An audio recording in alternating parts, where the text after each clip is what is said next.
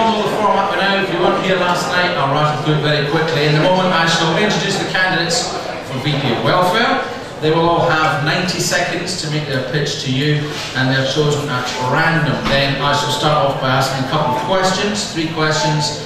Then we open it up to the floor and people online. We're online tonight, broadcast. We had about 150 odd people watching this last night, so plenty of people out there in the world watching, and of course this is available to view back. Don't ask any questions direct to one candidate, but if they give an answer that you want some clarification on, feel free to ask them to explain. In the meantime, please welcome on stage the candidates for VP Welfare.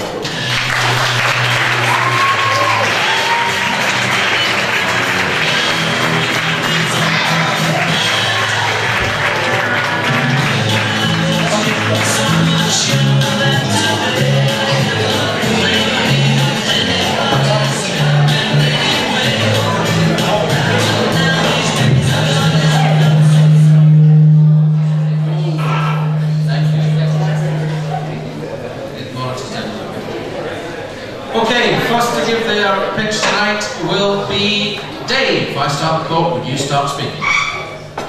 Okay, hi everyone, I'm Big Dave, currently in business management, and I want to be your next VP Welfare. First, I'd just like to clarify myself in terms of my prior experience. I don't have the direct union internal experience that some of my rivals will be able to boast. I don't necessarily think that's a bad thing. A lot of my closest friends have had experience working in committees and executive committees inside the union. It's given me a real insight to how it works and how things operate around here. It's one of my biggest regrets, if I'm being honest. I haven't taken the opportunity to get involved inside the union, and I think that's something to remedy now. In terms of my own track record, I feel I've fairly proven myself. I've been chairman of my club for 3 years. Outside of the uni, I've also founded and chaired the sports club for the local guild of the Surrey community, providing national sporting opportunities, not just for students, but for people from all over Surrey and Guildford to play across the UK. Alongside my degree, I've run events which have received national acclaim from tour companies, from governing bodies alike. Prove if you will, I can and will get results. The student experience is never totally faultless, but it's how we deal with the negative experiences we have whilst we're here that really make us. I don't offer you empty pledges, I offer you tangible solutions to the problems that affect every student at Surrey. A vote for me is a vote for continued maximisation of your student experience. I see myself as something of an underdog in this campaign. I'm increasingly aware of the momentum I've gained in the recent weeks of the opportunity ahead of us now. I love this university, and I will hand on heart promise to every one of you right here, right now, but I will not stop, I will not rest until every single person in Surrey takes as much away from their student experience as I've done. Thank you very much, Dave.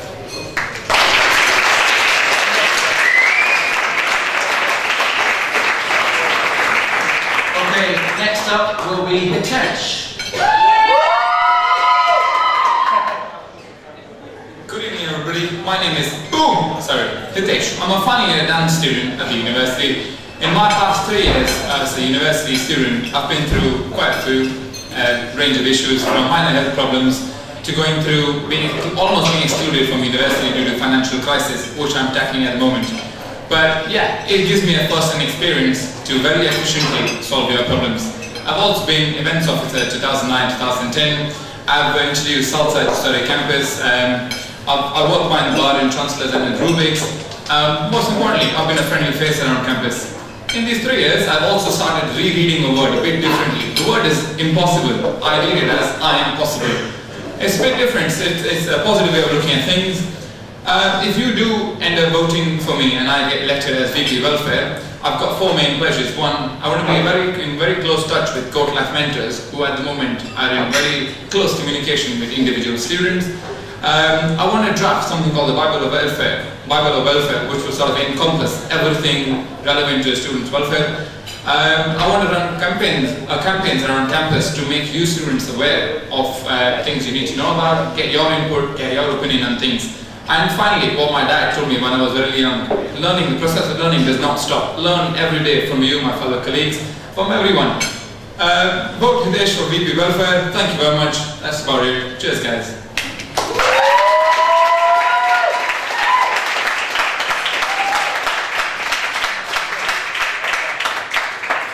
Thank you very much. And Rowan. Thank you, Rowan. Hello, my name is Rowan. I'm a final year business and retail management student. I'm also your current university Students' Union Chair. I fully believe that university is more than just a place for study, but it is actually a life-changing experience, and part of the reason why I've got so involved in the union over the years is because I enjoy it so much, and that's what gives me the thing that wakes me up in the morning to come here and do things. And I just want to continue to make that experience better for everyone. I'm someone that's driven by change and opportunity, and I want to offer the student body a candidate with experience, dedication and enthusiasm to lead change amongst us and with outreach. My three main pledges for this campaign is a productive and prosperous campus. We need to have services that operate, and they need to be ready and active, and if they're not working, someone needs to be held accountable to that. I want to be that person that holds the university accountable when things like the internet, the laundrette, the transport services, the heating facilities don't work on campus, and I want them to have a one-stop shop online where you as a student can report that. Secondly, I want a safe and secure community. Cuts are coming. We need to make sure that we still remain safe on our campus, and that the security provision provided by the university is second to none, and that students here feel safe both on and in the surrounding area. I wish to continue to work with residents associations on that. Finally, individual development. Last night I didn't hear one of the society's candidates talk about individual development. I think that's key to our university experience, and I wish to build that into the Vice President Welfare role. Thank you, and I hope you get an opportunity to vote for me, #1 Vice President Welfare.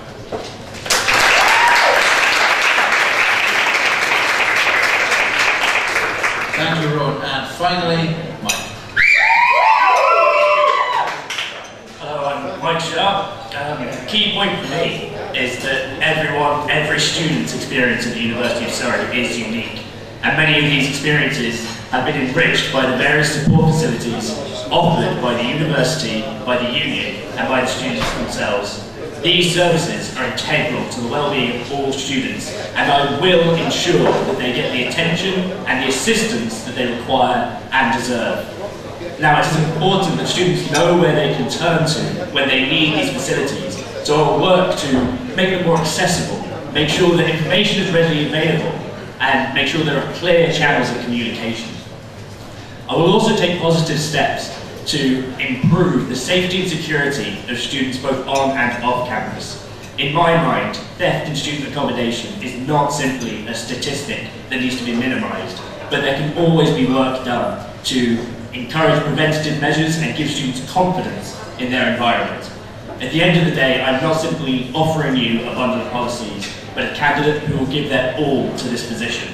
I'm committed, I'm compassionate, and I'm diligent, and that's why I'm the #1 choice for VP Welfare.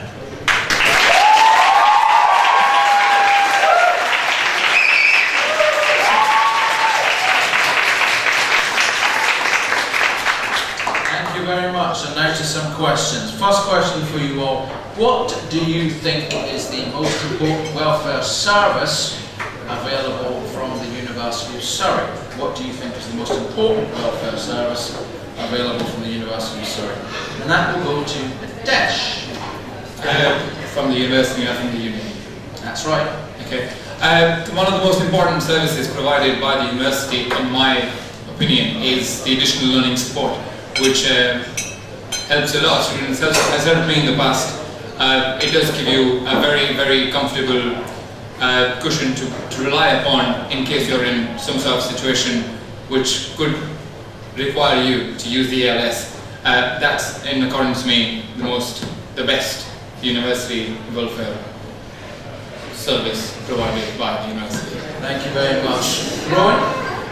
It's a small service on campus, but I think fundamentally one of the most important.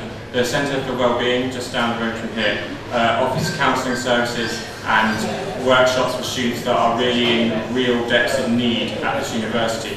If you go and use the services free of charge, some of their services cost up to £100 to £150 an hour. We get them here free of charge. Some of their counselling services are incredible, and I'd hate to see that lost from the university. Thank you.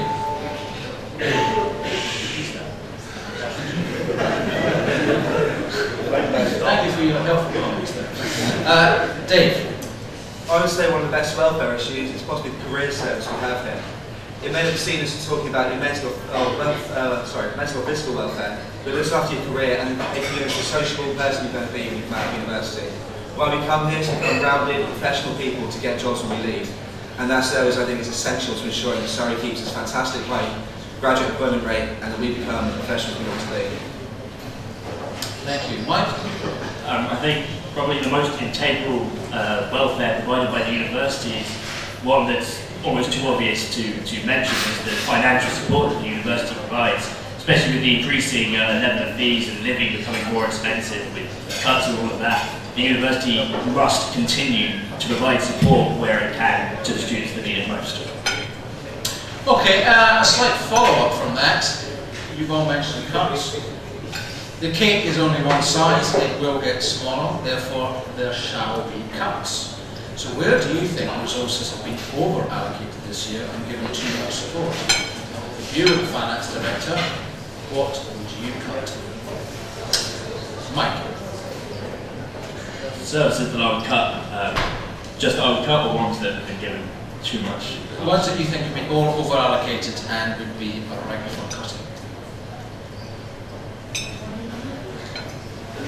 I think it's very difficult to place cuts on any of the services the university provides because all are very important to the students.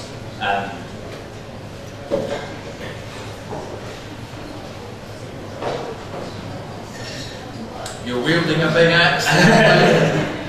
And that's what makes placing it so difficult. Is this in the university as a whole or just through the welfare service? You've got a basket of welfare services. We've already mentioned careers, ALS, accommodation, there's the health centre, there's all those things. You can't afford to give all the same funding to everybody next year. Well, where would you have cut? I think that Mike, we're going to come back to you in that one. Dave, I'm going to come to you. I don't think it's so much about cutting funding in one particular area of the university. Each aspect of the welfare provided is important to someone, and someone will be losing out if we cut. I think the bigger issue, if we were to wheel that axe, would be to ensure that the funding that is received by each area is used more efficiently. Perhaps where there's overlaps between what the union provides and the university provides, pile those services to make sure we're giving the same support to the same students, but doing it more efficiently. Thank you. Rowan? The big question to start is who's using what services, how much are they using it, and where are the resources being spent. If you go out and ask these services, they don't necessarily know. We don't have a picture of what services are being used by what students. The first place to start is gaining that evidence so we can go, look, this careers advice centre and the student advice centre are offering legal services that cost a fortune, but students aren't in the necessary position to want legal services. Until you know that the students aren't using them, that's when you can then look to cut them. Thank you. Tesh? Right, I'm not really aware of what has been invested in which aspect of additional learning of any welfare service provided on campus. So I wouldn't want to take a stand and say, I think this has been invested in a lot in. And just like how Dave said, it depends on the individual what you require most. So I wouldn't want to really comment on that.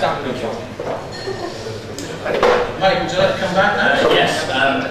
I think it's all well and good to look at what's not necessarily being used by the students, but there could be good reasons for that. It's important to promote services that may be important and may be able to justify their funding if there were greater awareness for it before necessarily applying the cuts there. If students can be encouraged to use them so they can fulfill what they need their budget for, then the cuts don't fall there. If they can't, however, in the future, short or long term, then that's where the cuts shouldn't get to fall. Thank you very much. Cuts, a very difficult issue. Money is tight. Now, you were all at lunch with the Vice Chancellor on Monday. Obviously, you couldn't join us, but we had a very real luncheon. We talked about the issue of accommodation. Accommodation is something which we need more of. The problem highlighted by the VC was tremendous capital cost in building new accommodation blocks, millions of pounds to build new stuff in Manor Park. However, some universities take a different approach. University of Hertfordshire, for example, outsource all their accommodation to private providers. They bear the capital cost, they look after the maintenance, however, none of the rent comes into the university. So, on one hand, there is no income from accommodation over the years, on the other hand, you can get more accommodation quicker for students. Do you think outsourcing accommodation is something the university should investigate? And I'm going to go to Rowan first. Currently the university outsourced some of the maintenance of the accommodation at Bellaby and Millennium House, and those work successfully, and I think they should continue. It's certainly an investment to make partnerships with people who know about accommodation, and if we don't have the capital expenditure to start that, we can certainly look to rebuild campus accommodation. Certainly people that live in Guildford, Court, and also people that live in some of the older campus accommodation would appreciate the idea that those will be developed within the future years. So yes, something certainly that the university should look at. Thank you. Michael? I think it's definitely something that's well worth investigating, but I would like the university to be careful not to outsource too much to make sure they can keep control of what's going on, since they're very much involved in the way accommodation works here at Surrey. Thank you. Mitesh? Before I comment on that, I just have this thing. The lunch that Alan just mentioned that we had at the VC, I think the investment of the university is slightly wrongly prioritised, and am I allowed to say what is it prioritised at the moment? You can. Fair enough. There's apparently a new bar and a more developed reception coming at Manor Park, whilst people at Guildford Court are still struggling with their accommodation, etc. According to me, if university had sort of sorted their accommodations first before investing in newer or better accommodations than already existing, according to me, Manor Park doesn't really have a problem, but Guildford Court did. It's supposed to run for another 5-6 years before it's broken down or renovated. So if the university put their finances correctly, I don't think outsourcing would be that really important. Thank you. Dave? Well, I think it's generally accepted that there is a limited pool of money. The recession kicking in and the university having to go to charge extra fees, there's not going to be an unlimited amount of money. So if this is an option that allows students to get quality accommodation without the university taking investment away from elsewhere, like other welfare responsibilities or new academic buildings, or new library, it's definitely something to be looked at. I think the best way to do it is to manage it. So we have an approved list of landlords, similar to the list that comes out around March every year, that shows a list of houses where students know they're going to get quality accommodation. If that can be developed and built on, then I don't see any reason why the university can't go on and just look into approved landlords outside of campus. Thank you. One last question from me and then I shall open it up. VP Welfare, you're going to strike a relationship with the local cop shop. You'll have the police come and visit you and they're going to say, well, last night some bins were overturned, one or two close, rubbish was put through a letterbox and stuff like that. On the one hand, you have to try and help students and make sure they get through university successfully. On the other hand, you have to balance that with the impact on the community. Students brought to you, they've upturned some bins, you want to see their head on a spike outside the occupation, or would you like to make sure that students are protected within the campus and internally disciplined? How strict do you think we should be the students' behaviour in Guildford town? Hitesh? Right, I haven't really thought of that too much, to be honest, but raising one of my major points on my manifesto is raising awareness through doing campaigns on campus. If it's an issue which has been brought up in the past, run a campaign across campus to tell people why they shouldn't do things like this rather than tell them don't do it. Give them a reason before giving them a judgment. That's what. But very specifically, I'm talking about students who may be arrested. Do you want to see them thrown out of university? You want to take a hard line, or do you think university should be a learning experience and people should be allowed to make these mistakes while they're here, at the cost of the local community? As far as the hard line is concerned, I'd draw the hard line after raising awareness. I'll first give them a decent explanation as to why they should do it, and then if it doesn't work, then draw the hard line. Rowan? So much work is continuing to build relationships with local residents, associations and the local police network and others. That's something that's been so big this year and something that I would never ever want to see fall by the wayside. I want to continue to build that so that we're ready so that students and residents in the community understand what we're about. The question, how strict should the union be? The union should be strict with representing students at these places. It should be strict in representing what the views of the residents think of the union and what they think of students, and it should also be strict with promoting strong links between both those communities. Mike? In a town such as Guildford, you obviously get large groups of students in town on Friday, Saturday night, on any night of the week really, and while out there, even while out drinking, they are representing the University of Surrey, they are representing the university and the union's image. So it's very important that when it comes to discipline, the union doesn't seem to be soft and seeming to say that that sort of behaviour is acceptable. So to that extent, I do believe there should be some sort of internal discipline where the union is showing that they're taking a stance on it, but they are still supporting the student that way. Thank you. Dave, finally. Well, having served on a committee, I'm fully aware which obviously becomes a large group of students going into town, and you know what happens. In my hometown, there's a big divide between the students and the local residents. They do not like the students. I don't think this should be the case. I think we should work with the local community to ensure that students at the University of Surrey are part of Guildford's community. We're not Guildford and the university, we are together as one. So I believe that the best way to do it is to tackle problems such as this head on and really just try and eke out any trouble from students. So obviously there'll be a little bit, I believe, there should be a little bit of laxity, but vandalism is vandalism, crime is crime, so on. So there needs to be a hard line drawn to get ourselves included as part of the Guildford community. Okay, thank you very much. Willing to take some questions from the audience now, if anybody has some any questions. We've got a handful down here. Jamie will pick somebody. As DP Welfare, you will obviously be part of a wider team. Well, sorry, 1 second. Could I ask everybody at the bar just to please pipe down? Thank you very much. Sorry, sir. It's not so much a welfare question, it's more of a generic question. As VP Welfare, you will be part of a wider team. What do you have experience-wise, and what do you feel you could bring to the table with regards to being an integral part of the union team, and why do you deserve the role of that part of that team? So you're going to be part of the board of trustees, you're going to be part of exec, you're going to be one of the leaders of the students' union. What qualities do you have that you can bring towards that team? Dave? Okay, well, I've got my many years working on various committees in lower positions and as a chair position.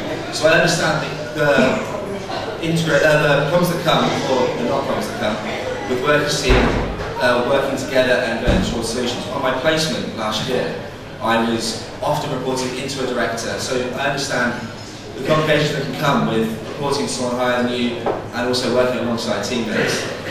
Similarly, I've also running events, I've had to liaise with governing bodies, I've had to liaise with teams and engines, I've had to liaise with sports centres. I'm very well read in dealing with a whole body of parties and a whole body of third parties to really get results for your main cause.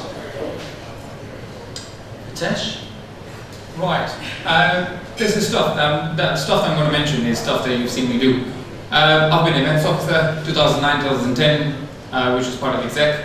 I started as a team member at Behind the Bar, in Rubik's and Chancellor's, and now recently been promoted to supervisor position.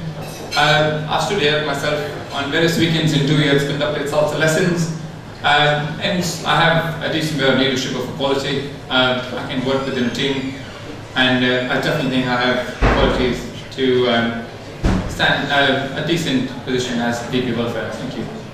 Thank you. Rowan? Currently I sit on the Board of Trustees with the rest of the SABs here. It's not a responsibility that I would ever shy away from. It started in the last summer and I got an email saying, we know you're not in Guildford, but we need you at these meetings on these dates. That was something that I was really happy to attend, and something that I continue to do even though in this role I'm not paid to do that. I have experience across the wide range of all the issues so far that the union have got, so this is something I could really jump into with their head out of the water straight away. And Mike? Working with people is something that I have to do almost constantly in everything I do, especially at the moment. In my course in sound recording, organising sessions, liaising with musicians and sometimes with producers and external sources, trying to organise that. In drama, directing groups of cast members, and when I was co-president of MADTV in my second year. That obviously involved working with the committee as well as working with groups of members and that sort of thing. With the Jiu-Jitsu club, I've obviously built up strong bonds of trust and a lot of work with them. Throughout my life, it's been working with people on one side or the other, and that's what I bring to any environment. On placement last year, a lot of those skills came into play, again involving dealing with recordings, dealing with the publisher wanting work from me, keeping everyone happy and reporting to people with the work done that you need to have done is something I've got a lot of experience in and will bring to the table. Thank you. Remember, if you don't want to ask the question directly, you can go to the returning officer's table in the corner and they will send a message to me. Just going to tell you what some people are saying online here. A bit of a debate about the sandwich lunch, actually. How much money was spent on that? I can tell you it's just a few sandwiches from hospitality catering. Somebody said the VC doesn't engage directly with students often enough. Any opportunity is worth it. We think that Guildford locals hate students. Try Canterbury. Going very well there. University of Hatfield will apparently charge £10 to get into float. So there, that's what private finance does there. A lot of people asking about 24-hour access to the welfare SAP. I know one candidate last year said for me day or night. How do the candidates feel about 24 access to the welfare SAP? Mike? I think that it might actually be a little unfair to ask for that much to be dealt with by one person. This is where the various welfare services come into play. When people do have particular issues, they need to know where to turn. And what is the VP Welfare's job to sort that out? I would like to do that by making it always aware, making sure people will know where to turn so they can find the information more easily. Thank you. Dave? I think within reason, yes, it's sensible to want to try and talk to VP Welfare outside of hours. But again, as has been said, there comes a point where it's a little unfair on the SAP. There are a number of services available on the university campus and off campus, and I think the raising the awareness of these services, getting the need to call us out at 3 in the morning, you'll know where to go already. Rowan? Yes, definitely 24-hour access to the VP welfare. As I said in my commitment, I want a union database online full of resources that's been specifically designed by the VP welfare, and I want that available 24-hour, 7 days a week, 365 days a year, and that will be the access that you would want from the Vice President welfare at 3 in the morning. If you want access in the day, then you can obviously come and see me and signpost you in the right. I'll signpost you in the right direction, or I'll help you further. But having a load of resources online is where you can get 24-hour access. Currently, the union puts little online welfare support, and you would then only have that access during the day. So the focus for 24 is online. Hitesh? Right. I think any one of the SAPs are available, even today, or have been in the past available 24 hours. It's not always by a telephone call that you've got to be access to. It could be an email. To be honest, if I do like my sleep, to be honest, yeah, it's fair enough. Maybe not for some people, fair enough. But yeah, if there is an issue which I can pick up as terms of emergency and prioritize in the morning, I could do that. But there is definitely 24 access to each one of us, rather than just the VP welfare sabbatical. So I think, yeah, 24-hour access is fair enough. Okay, I'm just going to take a little part from the internet and I'll take another one from the room. The role involves working with the liberation groups. Can't help but notice you're all men. How can you encourage women to run in the elections and get more involved in the union? Rowan? Involvement in the union is really important. I mean, last year we had a bunch of female candidates, and this year we also have female candidates. We are pushing, and it's open to everybody, and we continue to do that through communities like the LGBT community, something which I worked on really hard this year with the Divas Bar in town, really working to push that they have that provision for it, which is now successfully moved into a new location, which is 3 times the size. Can I ask for some quiet over there in the room? Thank you. Sorry, carry on. working with deliberation groups is fantastic, and opening the opportunities that they have through the media to talk about their views and to share them is something that I'm all for. Ritesh? Right, as far as I'm concerned, I'm quite, in my opinion obviously, quite aware and sure of the fact that everyone on campus was interested in the union. It's fairly aware of how the sabbatical works. As far as trying to increase the amount of women running for a position, it's based on individual, but if at all there's something needs to be done, which according to me at the current moment doesn't, if the need is, I can look into that, but as of now, at the moment, I don't think there is the need to create the awareness of having more women running for positions. Dave? I believe it's pure coincidence that we're all men running for this position at the moment.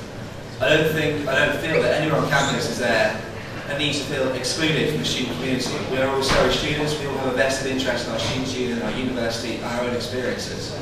If anyone from a liberation group wants to run for a position, more power to them. There's no reason why anyone should feel they shouldn't be involved in their students' union. We're just your representative within the union. Mike? This is not the first time I've heard it remarked that there are 4 men running for welfare and no women.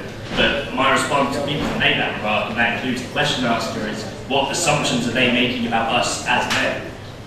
Why should it be just one way round? But that being said, I am willing and ready to work with liberation groups and equality groups, because everyone does deserve an equal say. I just don't see that women have necessarily been deterred from elections this year. As Dave said, it has been just a coincidence. Thank you. Right, do we have a question from the floor?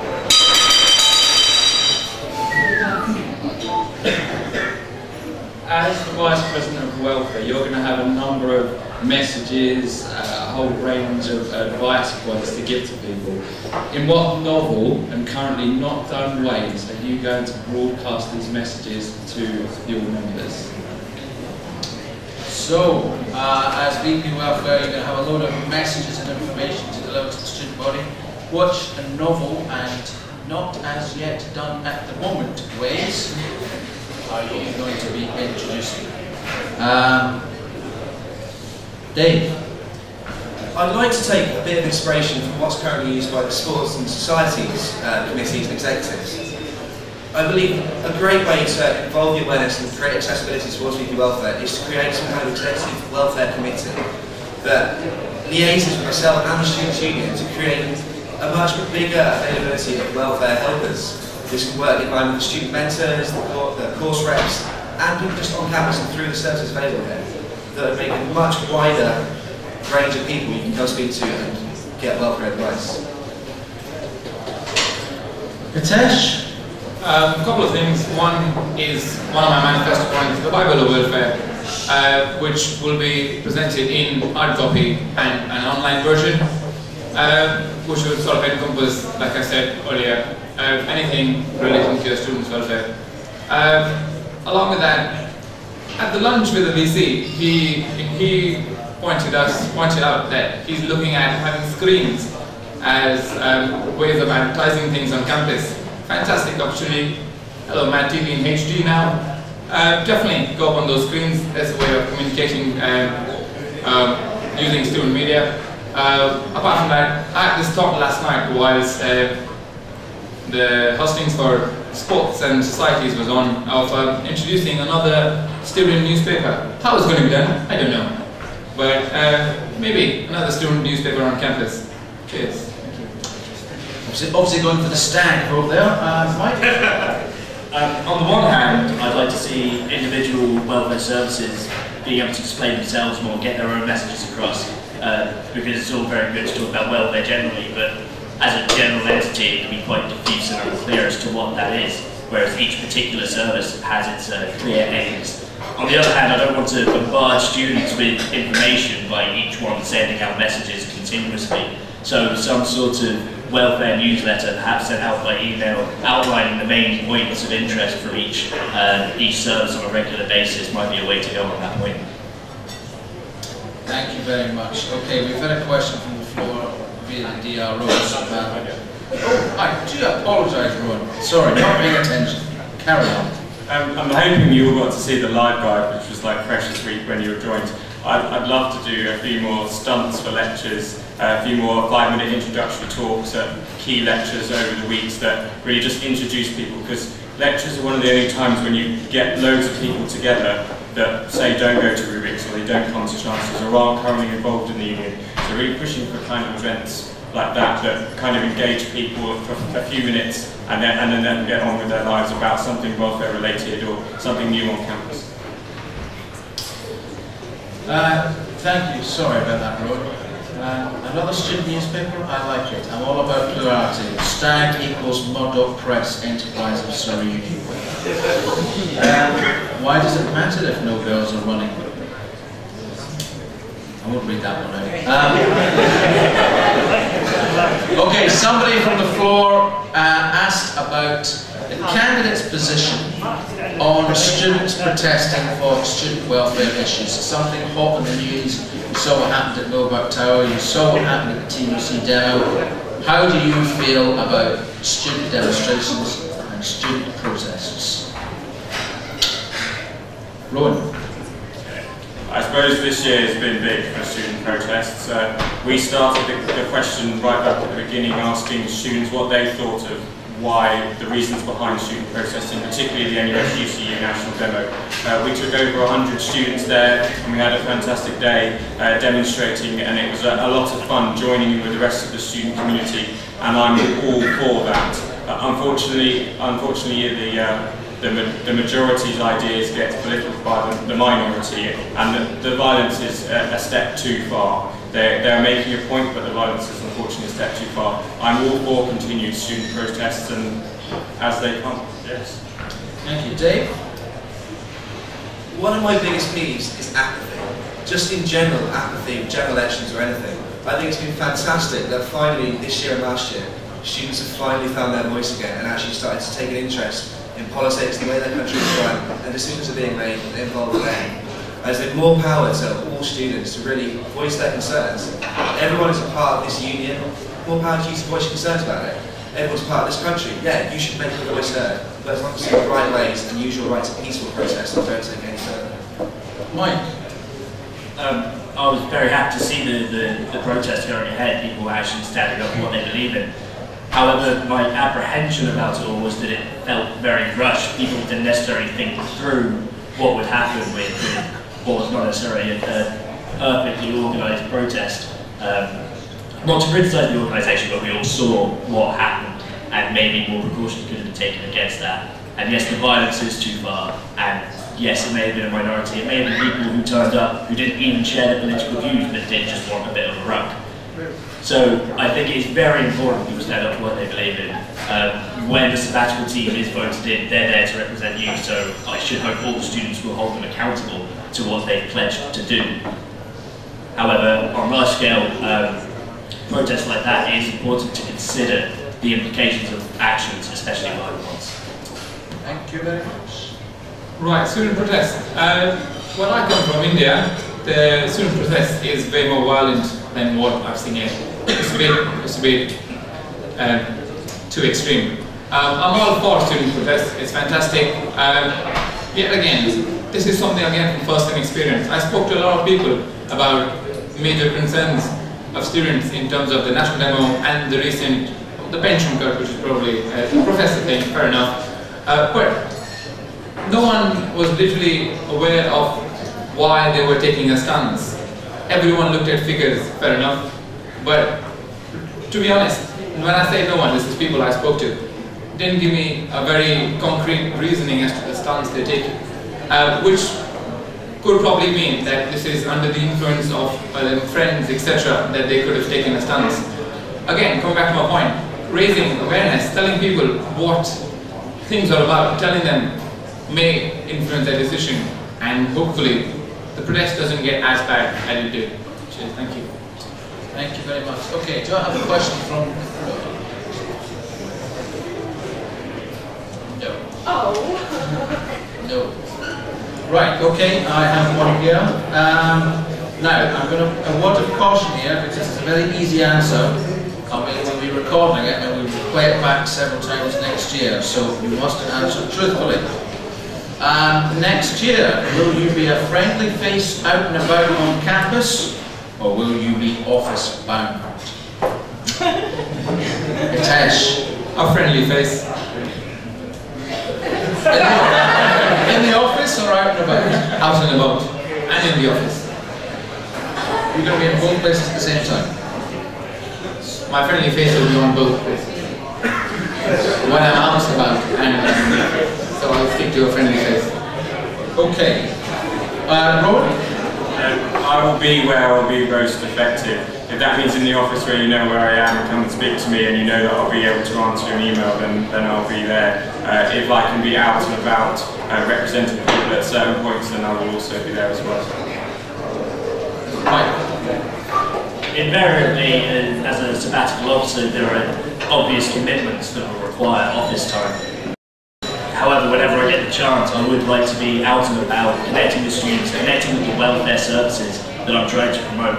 But at all times, whether out and about or in the office, the important thing is that I will be friendly and I will be approachable. Dave? I think the mix is by far the best way to do this. As these guys have said, you've got to have responsibilities in the office. You're going to have to be there at least some of the time. But of course, when I'm not there, you don't want to be on campus. You're only really going to get an idea of what's going on with the students, who's thinking what, who doesn't like what, by being out there and really getting to know people. Thank you. Do I see anybody in the audience? Oh, I think we can take on from the current VP welfare, as is her right. Georgie. Well, as the current VP welfare, one of the things I learned this year is that there's always a very big picture. A lot of the things that could be done this year can be solved. I give up. Rummage around a bit, you'll find a question there somewhere, Georgie. Okay, what I want to know basically is a lot of things can be solved by money where it comes to welfare issues. If you were given money, would you look to spend lots of money and make a small amount of people happy, such as adding disabled lifts on campus, or would you use the same amount? Give up, find somebody else with a question.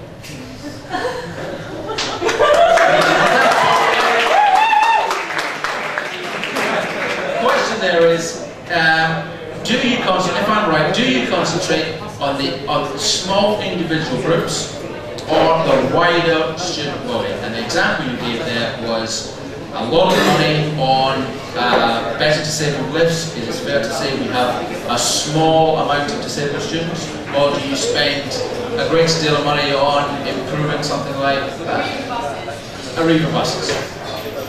So, more focused on smaller groups with greater needs, or a wider focus on the general student body? Before you answer this, both is not an answer, okay? Alright, Dave. Just taking your point there, I think it's irrelevant whether there's 5 disabled students or 5,000. They're still Surrey students and they still matter. I think the best option is to ensure that everyone gets what they need, but ensuring, if it's possible, to please the masses with a little bit of investment, whilst ensuring the welfare of the minority groups with a bigger investment. That's great, or vice versa. As long as ensuring that everyone has their needs met, needs met. Money isn't always the answer, it's not always the solution, it's often a way to get around these things without heavy investment. Thank you. Hitesh? I personally feel the university itself is not very disabled friendly, to be honest. And as far as the union is concerned, if there is a requirement for investing some money to comply with the minimum, or not, I would say minimum, the optimum required access for disabled students, that is definitely supposed to be prioritized and done. But apart from that, there's no need to spend an extra amount of money on a certain section which already serves the purpose, if that makes sense. Okay, it does. Rowan? Georgie's sort of start of her question mentioned the bigger picture, and I think the big thing is to always educate people with what the bigger picture is. This year we've definitely seen things like the TVs at Manor Park, the toilet rolls at Manor Park, the noises on the building workers brought us, and those issues, they affect a small minority, but it's the bigger picture that those minorities need to be educated about. So it's about assessing the situation, taking it forward and taking it to the students and going, this is this side and this is this side, where would you like me to work once you're available to know everything that there is to know about the whole picture, and instead of just taking perhaps which might be a small view of yours to start with. Thank you. Mike? I don't like the idea of reducing any group to a statistic, saying that we need to deal with the problems of a greater number. I don't like that idea. Everyone's problems are different. Having said that, that would be an ideal world where I could solve all the little problems. There's no good enough, no, we've reduced it to a reasonable rate kind of thing for me, not in welfare at least. As far as you've improved it, there's always more work to be done for those final few to iron it out completely. Thank you. Do I see anybody from the floor? Yes, we've got somebody there. Oh.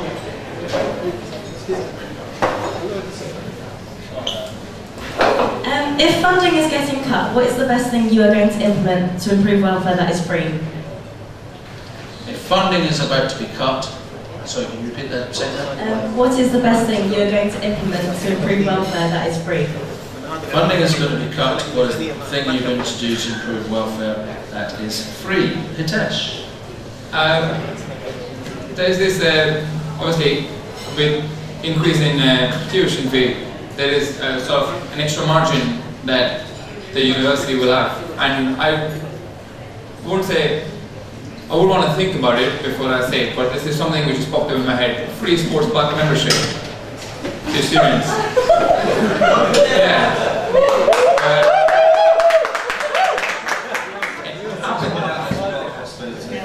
Well, fair enough. We can have this debate all night long, but we think it could be a possibility. It could not be a possibility. Ready? Dave? 1 second. Sorry for interrupting, Hitesh. Free sports club membership is not going to happen. It's foolish to think otherwise. What we need is something that might actually be possible. I would like to introduce, it's a small part of the manifesto, but I think it's going to be effective, is for new students, an introduction to Guildford. It might be small and it might be something that's relevant to a lot of you who are already here. When you come to university for the first time, it's a new chapter in your life. Wouldn't it have been so much easier to have known the town you're about to spend the next 3, 4, 5 years of your life in? I'd like to introduce, within Freshers Week, separate from departmental inductions and so on and so forth, but to really just introduce new students to the town that's going to be their home for the next few years. I think that would be free and it would be effective and it would really boost the experiences of people whilst they're here. Thank you. Mike? One of my manifesto points is about living a healthy lifestyle, and something I think most students find when they move away from home and come to university, with perhaps a lack of certain cooking skills, is they will eat all sorts of, well, whatever they can prepare. So by encouraging healthy eating, there's a misconception that can actually cost you more, especially when you just prepare food for one, but when done the right way, it will actually save students money in the long run. Thank you. Right, I'm going to do this because the money that has been spent on Skynet has already been spent. So what I will do is use Skynet to develop the welfare resources online, and it will be a lot more detail about what the campus services can offer you. So you know that you can go there and you can find what you want and get to it and contact who you need to do, etc. like that. In regard to free sports park membership, we did so much work at the beginning of the year with the Sports Park Forum and the Q&A, and we really had a lot of answers about why we can't do things like free sports park membership. So I hope you get an opportunity to read those minutes. Thank you. If there are no other burning questions, I'm going to draw this to a close now. Thank you for all our candidates. You know how we finish a question. You can only give a yes or no answer. So, from my right to my left, do you think the university welfare services are worth £9,000 a year? Yes or no? Yes. Yes. Yes. Yes. Ladies and gentlemen, your candidates have been